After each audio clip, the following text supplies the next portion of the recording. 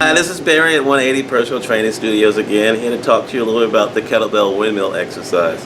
I'm going to try to show you 2 or 3 different variations and explain to you the benefits of the exercise and go over some common technique problems that people have and how you can master the exercise yourself. Okay, so I have some special kettlebells going to be working with here today. Our Samurai 72-pound kettlebell and Skeletor, which is 54 pounds. Okay, so first we're going to start with the traditional kettlebell windmill. I'm going to show you the primary form to do it and then a modification. So you want to clean your bell up, press overhead, and then focus on alignment of the shoulder over the hip.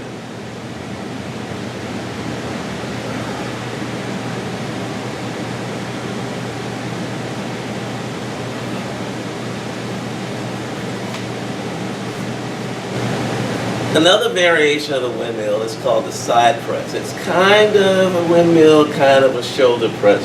It's a hybrid windmill. Requires a little bit more strength from your shoulder, a little bit more stabilization from your core. So you probably will have to go a lot lighter than you would for your traditional windmill. Positioning starts the same, feet at 45-degree angle and over the hip. As you lower down, load the weight up under your shoulder and then press as you fully extend.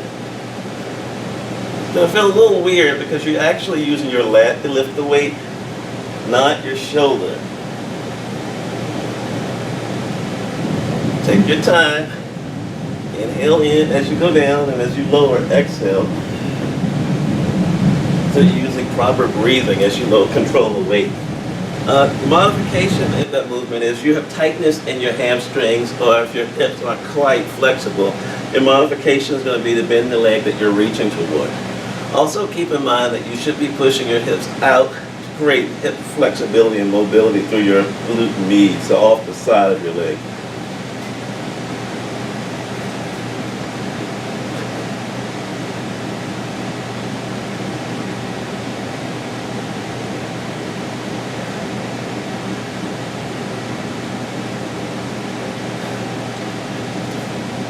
Both variations are ideal for improving flexibility through your lats and through your glutes and legs, as well as a kind of a dynamic warm-up stretch.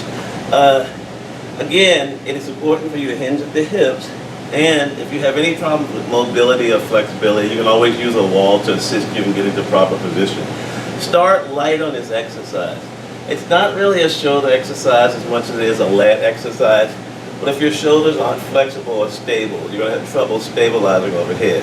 So start light and go for 3 to 5 reps each side. And the last variation of the windmill I want to show you is the dual kettlebell windmill. Ideally have 2 weights that are even, but if you have 2 that are uneven, you can kind of substitute the weights. The purpose here is to use the lower weight to kind of guide you into position, to kind of challenge yourself in the stretch. Hold one in the lower hand, the other in a clean position. Press overhead and let the lower weight guide you down.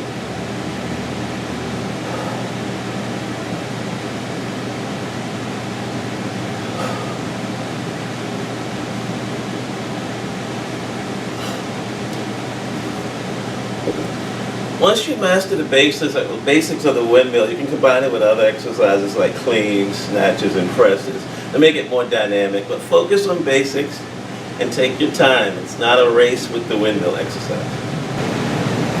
So in review, with the windmill exercise, you want to make sure you maintain your breathing and good alignment. Both feet should be at 45 degrees, pointing away from the weight that's being held overhead. Focus on breathing. Focus on control and stabilization.